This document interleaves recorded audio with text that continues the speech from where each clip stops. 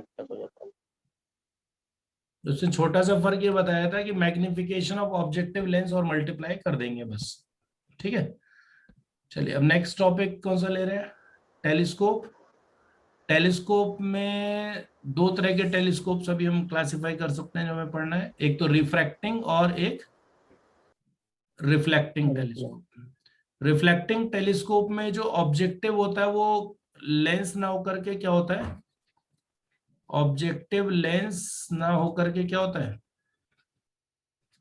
Mirror होता है। और कॉन्वेक्स लेंस का काम कौन कर पाएगा?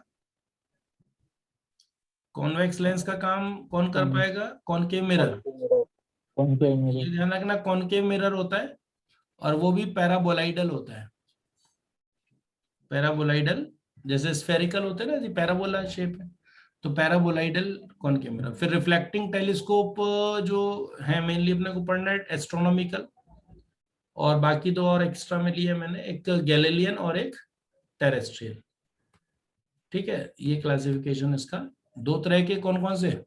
रिफ्रैक्टिंग और रिफ्लेक्टिंग। रिफ्लेक्टिंग में हम एग्जांपल जो लेंगे सिलेबस में वो है Newtonian telescope. Galilean exactly syllabus में नहीं है, लेकिन एक छोटा सा पॉइंट मेंशन कर लेंगे तो अपने क्वेश्चंस कहीं कहीं बीच में मिलेंगे तो कर सकते हैं उसमें ये। ठीक है, और तीसरी जो टाइप रहेगा टेरेस्ट्रियल टेलीस्कोप में रहेगा। ठीक है, तो एस्ट्रोनॉमिकल टेलीस्कोप जैसा कि जो आइडिया हमने लास्ट टर्न पे सीखा था लगभग वही सब लगना है। आपको ध्यान हो मैंने वहां पर आपसे कहा था कि अल्फा कैसे डिसाइड करेंगे, उस बात पे थोड़ा इनकम्प्लीट थे हम लोग, क्योंकि ऑब्जेक्ट कैसा रखा हुआ है, object is very large but it is kept infinity,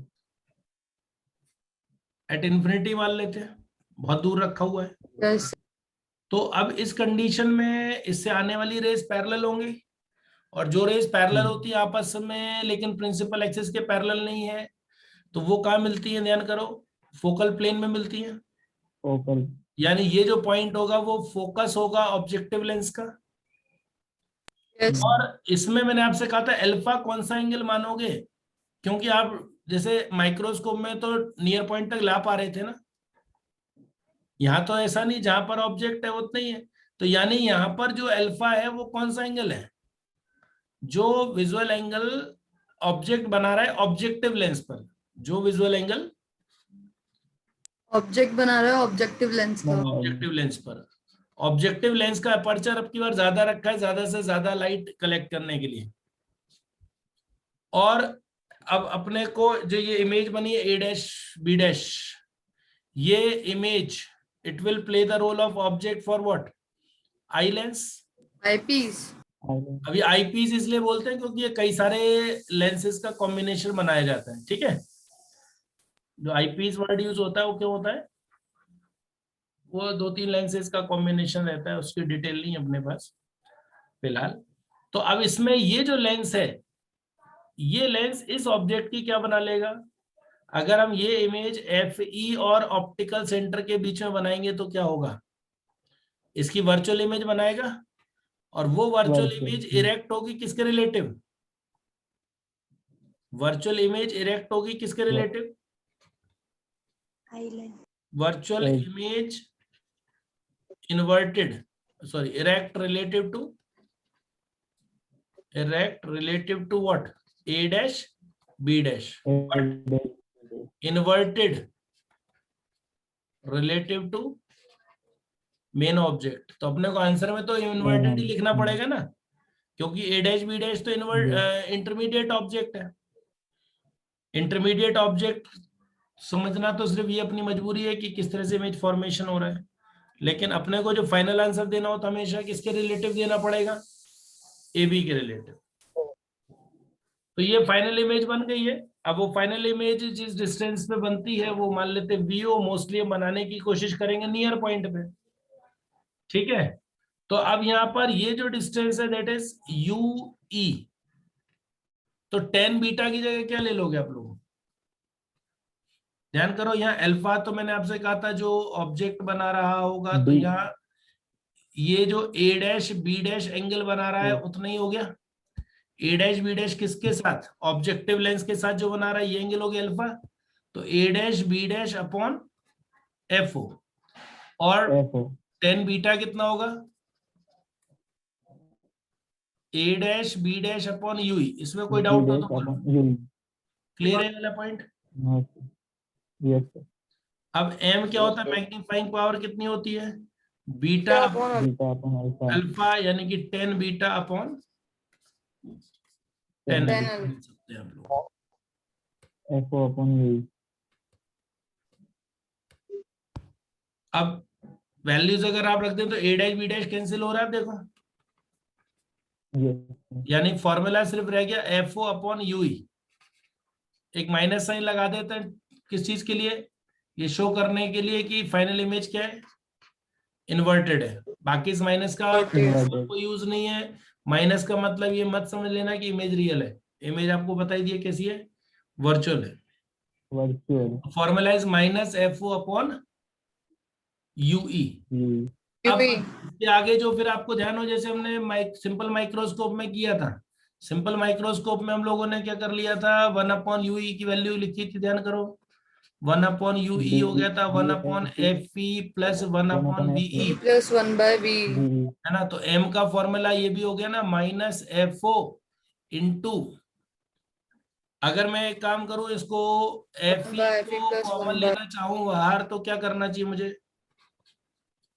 F E से ऊपर मल्टीप्लाई कर दूं और एफ ई से नीचे मल्टीप्लाई कर दूं, इसमें तो हो जाएगा। तो अब 1/एफ ई कॉमन आ जाएगा ना। सोचो 1/एफ ई क्या आ जाएगा, कॉमन। common. तो 1/एफ ई अगर कॉमन ले लेते हैं तो फिर मैग्नीफाइंग पावर का फॉर्मूला क्या हो जाएगा? M equal to minus F O, 1/एफ ई कॉमन लिया तो ब्रैकेट में क्या रह गया? 1 plus FE upon VE. VE हो गया।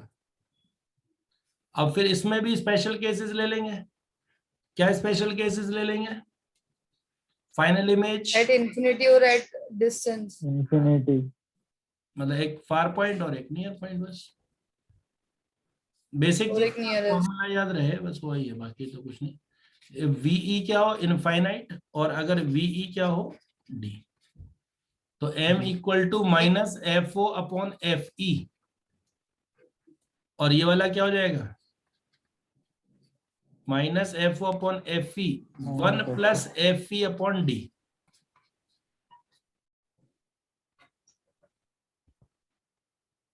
ठीक है, देख लो एक बार ये। Minus F O upon U E, 1/यूई को आपने रिप्लेस कर दिया 1/एफ ई प्लस 1/वीई से, और 1/एफ ई कॉमन ले सके उसके लिए हमने कुछ अरेंजमेंट इस तरह से कर लिया। तो फाइनली आपको याद रखना है, जब फाइनल इमेज कहाँ बनती है, इन्फिनिटी पर, तो फिर फॉर्मूला क्या हो जाता है, minus F O upon F E. और जब फाइनल इमेज बनती है डी पर, तो ये हो जाता है minus F O upon F E. अब आप सोचो कि अगर आप एम डी और एम इन्फिनिटी का रेशियो निकालना चाहो तो क्या आएगा, जैसे पहले निकाला था ना, तो क्या 1 रेशियो है? plus FE by D. और यही रेशियो अगर आपको ध्यान हो, शुरू से ही चला रहा है ये रेशियो सभी में। हाँ सर. सिंपल माइक्रोस्कोप में भी रेशियो यही था, कंपाउंड में भी यही था, Compound में है क्या नहीं? और अगर एम डी Yes. और एम इन्फिनिटी का डिफरेंस की बात करें तो क्या हो जाएगा, F O upon F E रह जाएगा ना। एम डी और एम इन्फिनिटी के डिफरेंस का मॉड ले लिया है, तो ये हो जाएगा एफ ओ अपॉन, क्या हो जाएगा, F E upon D, sorry, है ना, एफ ई, इसको सब्ट्रैक्ट करोगे ना, क्या बच जाएगा, कॉमन ले लो, तो ब्रैकेट में लेकर के सब्ट्रैक्ट करो, एफ अपॉन एफ ई कॉमन ले लो, तो 1 plus F E upon D minus 1, यानी कि क्या बचा, एफ ई अपॉन डी। ठीक है, वैसे तो बस रेशियो ही जरूरत पड़ती है, फिर भी। ट्यूब लेंथ थे ना, ट्यूब लेंथ किसको कहा था, ट्यूब लेंथ किसको कहा था, separation between objective length and, objective lens. तो ट्यूब लेंथ हमने ध्यान हो वीओ प्लस यूई लिया था। यूई। अब एस्ट्रोनॉमिकल टेलीस्कोप के लिए वीओ कितना होता है, इमेज का बनाता है पहला लेंस, FO पे बना देता है ना, FO, हाँ FO, तो इसलिए हम नॉर्मली FO प्लस UE ले लेते हैं इसके लिए, ठीक है। अब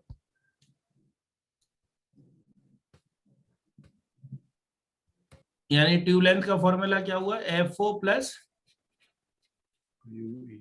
FE, UE, अब UE की वैल्यू ध्यान करो कोई नया नहीं है, जैसे वहां सिंपल उसमें की थी ना कंपाउंड हाँ, माइक्रोस्कोप में, वही वैल्यू रखनी है, कुछ नया नहीं है yes इसमें। sir, एक तो फाइनल इमेज का बनी थी, ध्यान करो, इन्फिनिटी, infinity, और एक D, तो इसमें वही दोनों लिख लेंगे हम। हम्म, जब फाइनल इमेज इन्फिनिटी पे बनी थी तो उसमें हमने UE की जगह क्या लिया था, ध्यान है कुछ, FE, FE। तो यानी ट्यूब लेंथ इनफाइनाइट वाले के लिए हो गई FO plus FO plus FE, FE, और D वाले के लिए क्या हो गई, FO plus FED upon, D upon FE plus same D, formula है जो आपने कंपाउंड में सीखा था, बस VO की जगह आप क्या लिख रहे हो, VO की जगह FO लिख रहे हो, FO, बाकी सेम टू सेम फॉर्मूला है, ठीक है। Clear idea. yes, कौन ज्यादा है, LD या L infinity, L in, sir LD, maximum tube length है, ध्यान करना, उसमें भी यही था, L infinity. हाँ, L infinity, और ये मिनिमम minimum, ट्यूब लेंथ है। क्वेश्चन फॉर्मूला बेस्ड है, कोई ज्यादा इसमें ट्रिकी पार्ट कुछ नहीं। इसमें M इन्फिनिटी क्या होता है, मिनिमम मैग्नीफाइंग पावर, और MD क्या होता है, Maximum magnifying. बोलो। अब आप देखो ट्यूब लेंथ का फॉर्मूला इन्फिनिटी के लिए क्या है, FO plus FE, FO plus FE, और magnifying power tube length for infinity क्या है, FO प्लस FE, और मैग्नीफाइंग पावर F कितना है, FO upon FE, ठीक है। हाँ, इस तरह का फायदा भी मिल जाएगा आपको कुछ न्यूमेरिकल्स में, RDM वाला, yes, ठीक है। Clear idea. हाँ sir. और regarding magnifying power and FO FE, FO यहां पर आप देखो FO अपॉन FE आ रहा है, तो to obtain large magnifying power, FO FE से बहुत बड़ा लिया जाता है, yes, और ऑब्जेक्टिव लेंस का अपर्चर बड़ा रखा जाता है, किससे, आई लेंस के अपर्चर, पूरा लिख देते हैं, एक minute, aperture of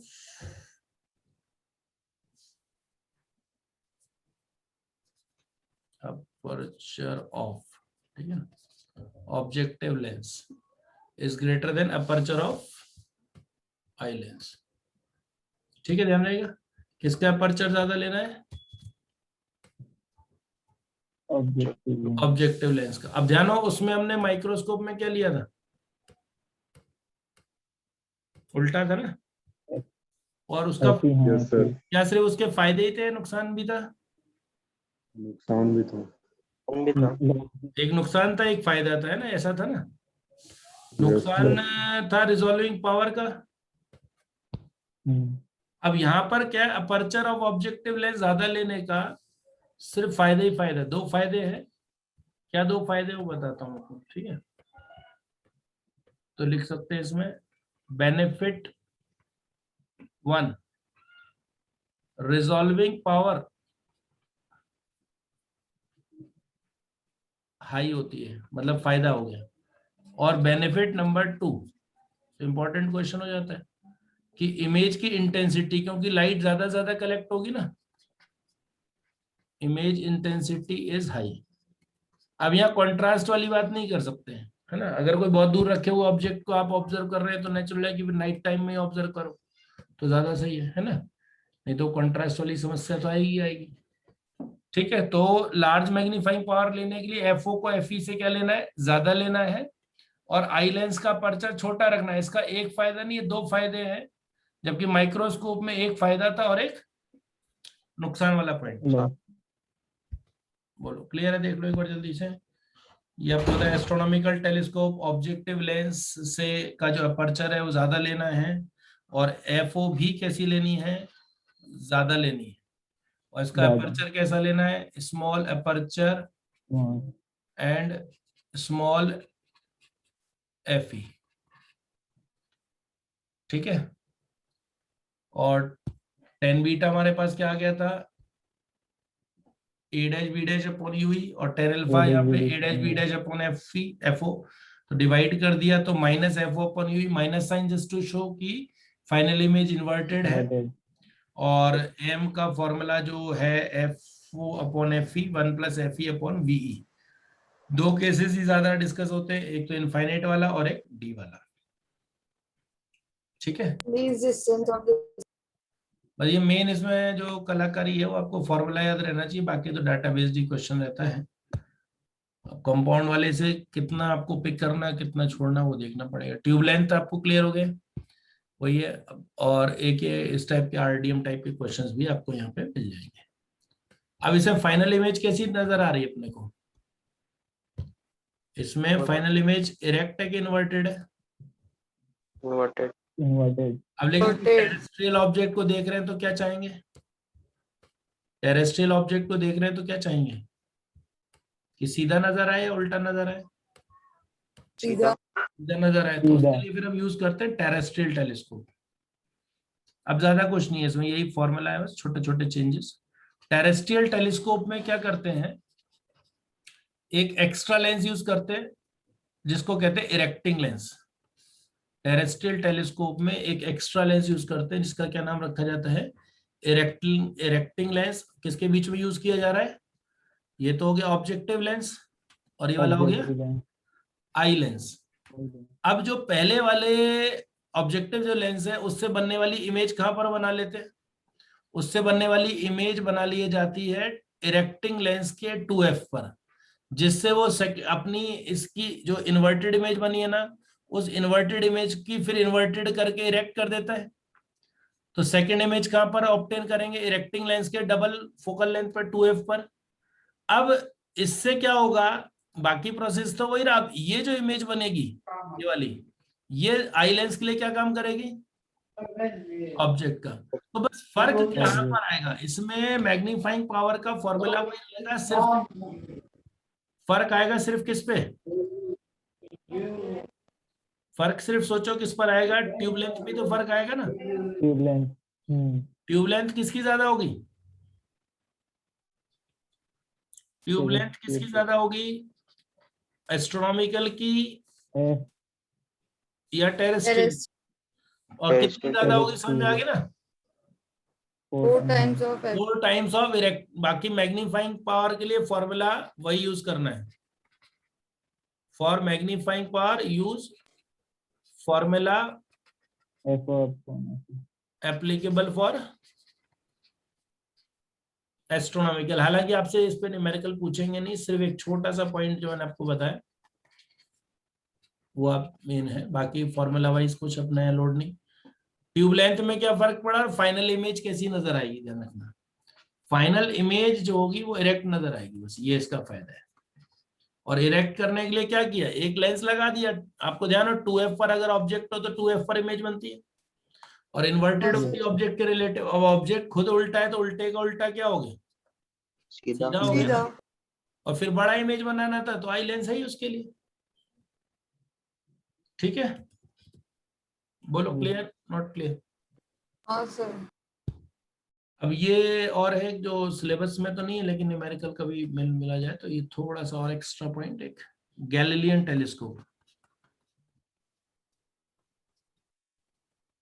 Galilean telescope में आई लेंस की जगह क्या यूज होता है, आई लेंस की जगह यूज होता है कॉनकेव लेंस।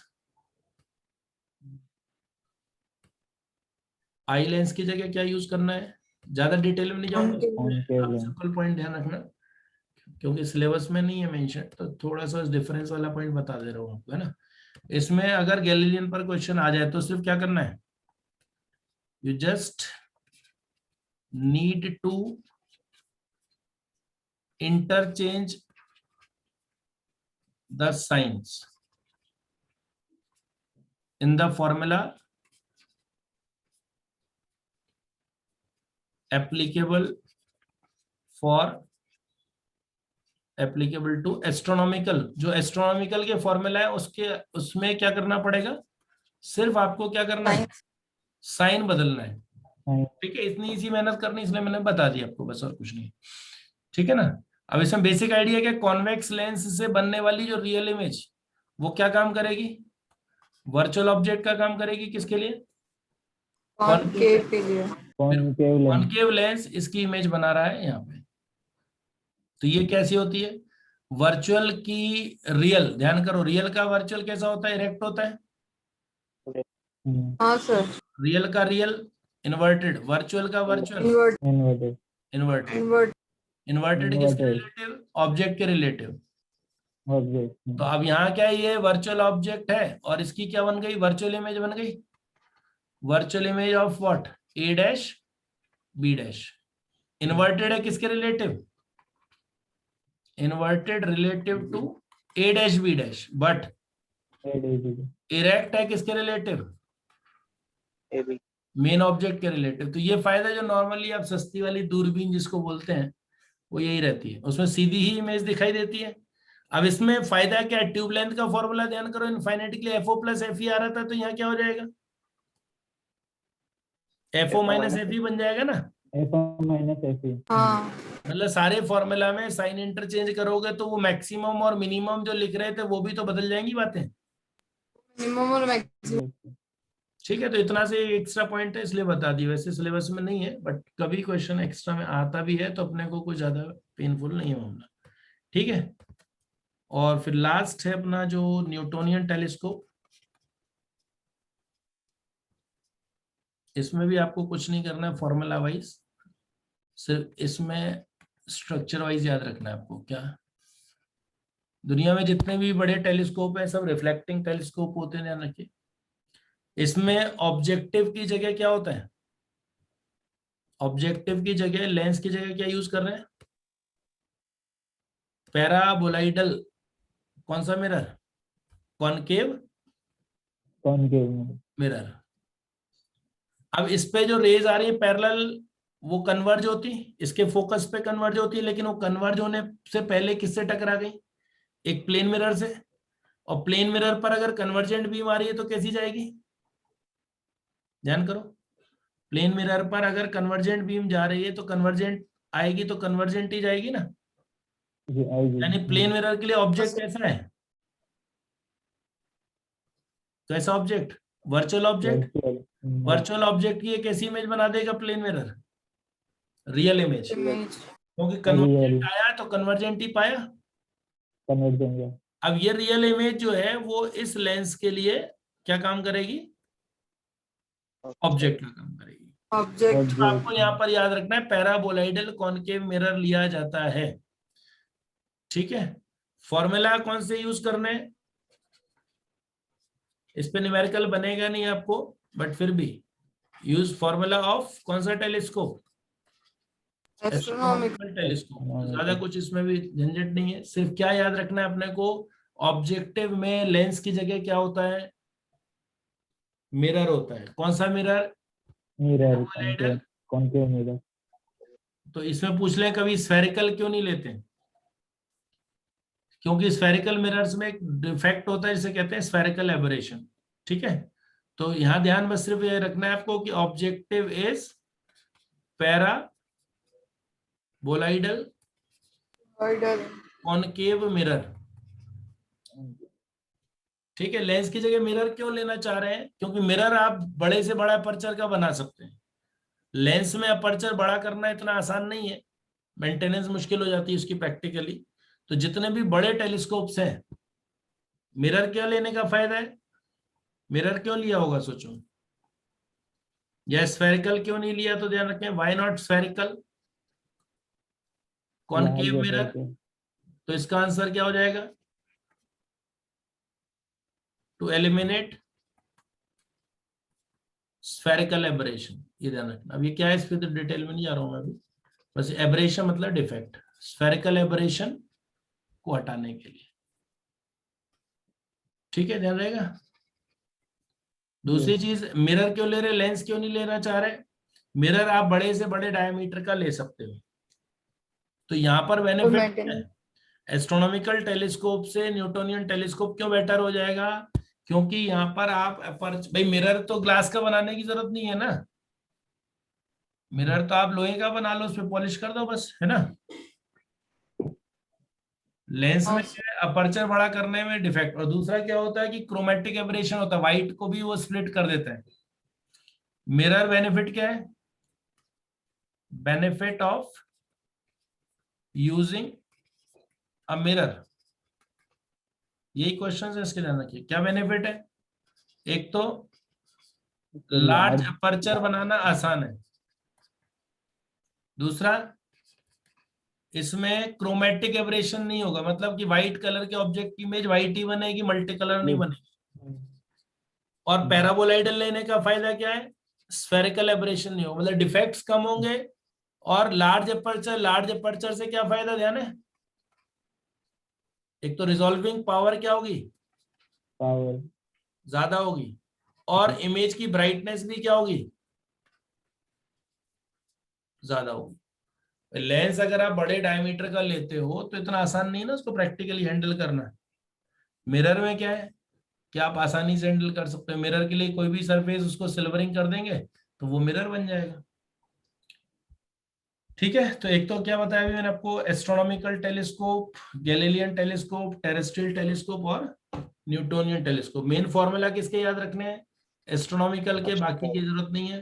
टेरेस्ट्रियल में डिफरेंस समझ आएगी आपको कि एक एक्स्ट्रा लेंस लगाते हैं जिसका क्या नाम है, इरेक्टिंग लेंस, और गैलीलियन में फॉर्मूला इंटरचेंज कर देना। और दूसरा क्या याद रखना है कि जो आई लेंस है वो क्या है, eye lens is concave lens, objective lens तो कॉन्वेक्स है ही जैसे सब में था।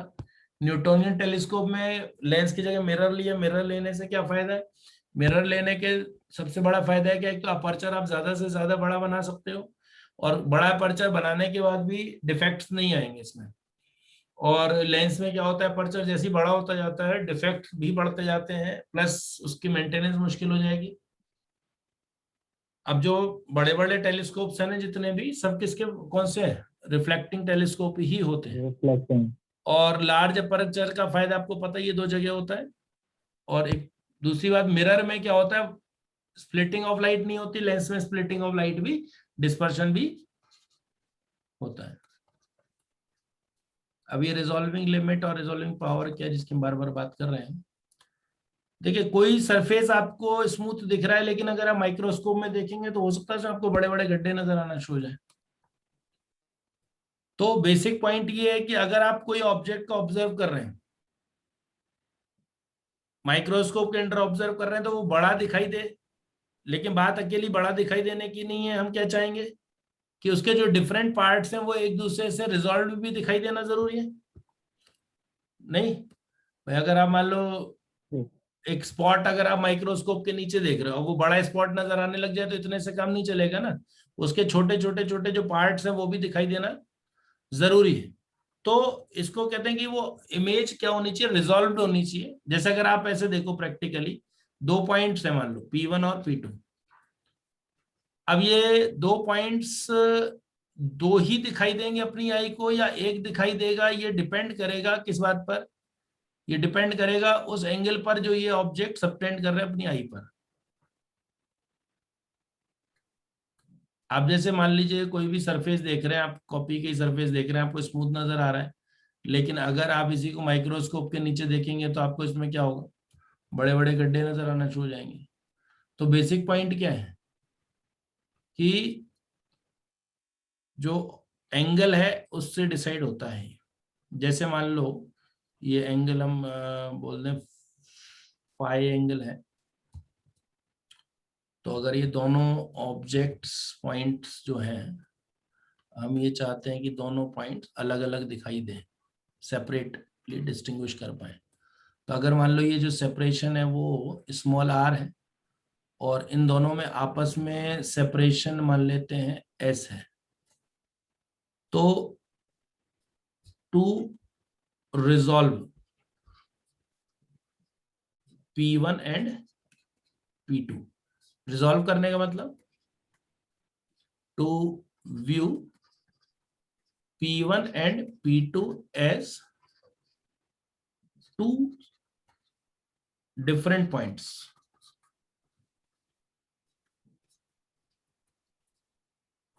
ये जो एंगल है phi, it should be greater than 1 minute, it should be greater than 1 minute. जैसे अगर कोई बहुत ऐसे देखो नाइट टाइम में कोई अगर 4 व्हीलर सामने से आ रहा है, उसकी दोनों हेडलाइट्स ऑन है, लेकिन आप बहुत दूर से देख रहे हैं, तो आप उन दोनों को डिस्टिंग्विश नहीं कर पाओगे जब तक कि वो एक लिमिट से पास ना आ जाए। तो it all depends on angle. अब 1 मिनट और फाई की वैल्यू कितनी होगी सोचो, in terms of S and R. SY/R लिख सकते हैं, S/R. और 1 मिनट को क्या लिख सकते हैं डिग्री में, 1/60 पार्ट ऑफ डिग्री, और उसको रेडियन में बदलना है तो π/180 से मल्टीप्लाई कर देंगे तो रेडियन में आ जाएगा। और ये वैल्यू क्लोज टू 3 आ जाएगी इंटू 10 की पावर -4, 2.9 समथिंग। तो अगर आप सोचो कि डिस्टेंस आप कम करोगे तो एंगल बढ़ेगा ना। डिस्टेंस अगर आप क्या करेंगे, कम करेंगे तो एंगल क्या होगा, बढ़ेगा। नॉर्मली आप देखो कोई जैसे मोबाइल की स्क्रीन है या टीवी की स्क्रीन, अगर आप देखें बहुत क्लोजली तो स्मॉल स्मॉल स्क्वायर्स नजर आना शुरू हो जाते हैं, बहुत पास से देखो ध्यान से।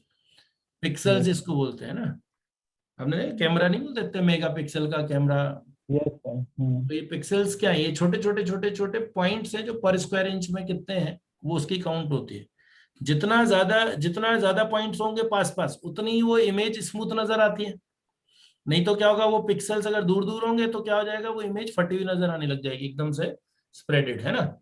तो नहीं है, इतने मेगापिक्सल का कैमरा है, ज्यादा मेगापिक्सल, हर बार नया मेगापिक्सल लेके चले आते हैं। तो वो मेगापिक्सल क्या है कि वो पॉइंट्स जो है उतने ही एरिया में अब ज्यादा पॉइंट्स के, तो कोई भी पिक्चर है वो बहुत सारे छोटे छोटे पॉइंट्स का क्या है, कॉम्बिनेशन है। अब वो दूर से देख रहे हैं तो वो छोटे छोटे पॉइंट्स सेपरेट ना दिख करके आपको स्मूथ इमेज दिखाई दे रही है, लेकिन वही जूम करके देखो तो क्या होने लगता है, छोटे छोटे पॉइंट्स सेपरेट दिखने लगते हैं। तो कहते हैं ना जितना मेगापिक्सल की इमेज होगी अच्छी होगी, उतनी ज्यादा अच्छे से रेजोल्यूशन आएगा। कारण क्या है, क्योंकि जितना एंगल ये बढ़ेगा उतना फिर वो पॉइंट्स क्या होने लग जाएंगे, सेपरेट दिखने लग जाएंगे। तो ये प्रैक्टिकल फैक्ट है कि आप अगर इनको साथ साथ देखना चाहते हो तो ये एंगल क्या होना चाहिए, इससे एक उल्टा लिख दिया, ग्रेटर का साइन लगा दी ना, क्या होना चाहिए एंगल 2, अच्छा नॉट रिजॉल्व, हाँ ठीक है, नॉट रिजॉल्व में लिखते हैं ना। तो ये एंगल इससे क्या होना चाहिए, ज्यादा होना चाहिए। किस चीज के लिए ज्यादा होना चाहिए, रिजॉल्व हो जाने के लिए। और अगर कहें कि ना रिजॉल्व हो तो उससे क्या होना चाहिए, फिर कम लगा देंगे, ठीक है। तो अगर डिस्टेंस कम होगा तो एंगल क्या हो जाएगा, ज्यादा हो जाएगा ना। जैसे अगर कोई ऑब्जेक्ट आप दूर, आपने एक सरफेस देखा दूर से स्मूथ नजर आ रहा है, जब पास आप उसके पहुंचे तो छोटे छोटे छोटे छोटे होल्स नजर आ रहे हैं आपको उसमें। तो वो क्यों नजर आ रहे होंगे, क्योंकि जो एंगल है वो बड़ा हो चुका है। और जब एंगल क्या होगा, इस वैल्यू से बड़ा होगा, तो फिर वो आपको P1 P2 कैसे नजर आ रहे होंगे, रिजॉल्व नजर आ रहे होंगे। अब माइक्रोस्कोप या टेलीस्कोप में हम क्या चाहेंगे, रिजॉल्व नजर आए या ना नजर आए। आप मान लो एक स्टेम की स्लाइड देख रहे हो माइक्रोस्कोप में, और उसमें आपको उसके डिफरेंट डिफरेंट सेल्स नजर नहीं आ रहे, सिर्फ एक, आप डायरेक्ट देख रहे हो तो छोटा सा स्पॉट नजर आ रहा है, और माइक्रोस्कोप में देख रहे हो तो बड़ा स्पॉट नजर आ रहा है। अगर आपको उस स्टेम के डिफरेंट पार्ट्स नजर नहीं आएंगे, आपको सेल्स नजर नहीं आएंगे, तो फिर फायदा नहीं हुआ ना। ये सुनो, Yes, sir. आप स्टेम की स्लाइड देख रहे हो या मान लो ब्लड का कोई सैंपल देख रहे हो, आपको उसमें आरबीसी डब्ल्यूबीसी नजर आए, इसमें आपको कॉर्टेक्स वॉर्टेक्स नजर आए, तब तो मतलब निकला, नहीं तो पता लगा क्या हो रहा है, छोटा सा ही पार्ट स्टेम का दिख रहा है। तो इसलिए हम चाहेंगे कि रिजॉल्व हो। तो माइक्रोस्कोप और टेलीस्कोप की भी अपनी क्या होती है, रिजॉल्विंग लिमिट होती है। और एक चीज ध्यान रखना, जितनी रिजॉल्विंग लिमिट कम होती है, रिजॉल्विंग पावर उतनी क्या होती है, रिजॉल्विंग पावर इनवर्सली रिलेटेड होती है किसके, मतलब क्या इस बात का, कि जितना पास पास रखे हुए ऑब्जेक्ट आपको तब भी बहुत पास पास भी हैं, तो भी आपको वो दो अलग अलग पॉइंट दिख रहे हैं, तो आप क्या मानोगे, रिजॉल्विंग पावर हाई है ना। अगर ऑब्जेक्ट्स क्या से रखे हैं, पास पास हैं, तब भी आप उन्हें दो सेपरेट ऑब्जेक्ट्स की तरह देख रहे हो, तो रिजॉल्विंग पावर क्या कहलाएगी, हाई या लो? मान लो डोर है, अब आपको डोर की जगह डोर दिख ही नहीं रहा, खाली जगह दिख ही नहीं रही मान लो उसमें ओपनिंग में, तो आपकी रिजॉल्विंग लिमिट क्या है, ज्यादा है, रिजॉल्विंग पावर क्या है, कम। कम है। ठीक है, तो इनवर्सली रिलेटेड हो गया ना। मान लो ये 2 पॉइंट्स है, अभी अगर आपको 2 नहीं दिख रही, एक ही नजर आ रहा है, तो रिजॉल्विंग लिमिट आपकी क्या है, ज्यादा है, और रिजॉल्विंग पावर क्या है, समझ आ गया ना। जैसे ये पॉइंट आपको 2 दिख रहे हैं कि एक दिख रहा है, 2 दिख रहे हैं ना। अगर मान लो यही एक दिख रहा होता तो हम क्या कहते हैं, रिजॉल्विंग लिमिट क्या है, कम है, रिजॉल्विंग पावर ज्यादा है। तो रिजॉल्विंग लिमिट के क्या होती है, इनवर्सली प्रोपोर्शनल होती है। माइक्रोस्कोप और टेलीस्कोप की रिजॉल्विंग लिमिट और देख लेते हैं हम लोग। बस ये फॉर्मूला आपको याद रखने हैं दो, इस पे डायरेक्ट क्वेश्चन बनेंगे फॉर्मूला बेस्ड। पूरे टॉपिक में फॉर्मूला बेस्ड ही क्वेश्चन है, ज्यादा कुछ ट्रिकी पार्ट नहीं रहता है। जैसे माइक्रोस्कोप के सामने आपने कोई ऑब्जेक्ट रखा, और ये ऑब्जेक्ट आपने जिस मीडियम में रखा हुआ है, इस मीडियम का अपना एक रिफ्रैक्टिव इंडेक्स है। मान लीजिए आपने कोई ऑयल वगैरह में रख दिया है, तो इसका रिफ्रैक्टिव इंडेक्स मान लेते हैं म्यू है, तो इसकी जो रिजॉल्विंग लिमिट है फाई है, that is 1.22 lambda upon 2 mu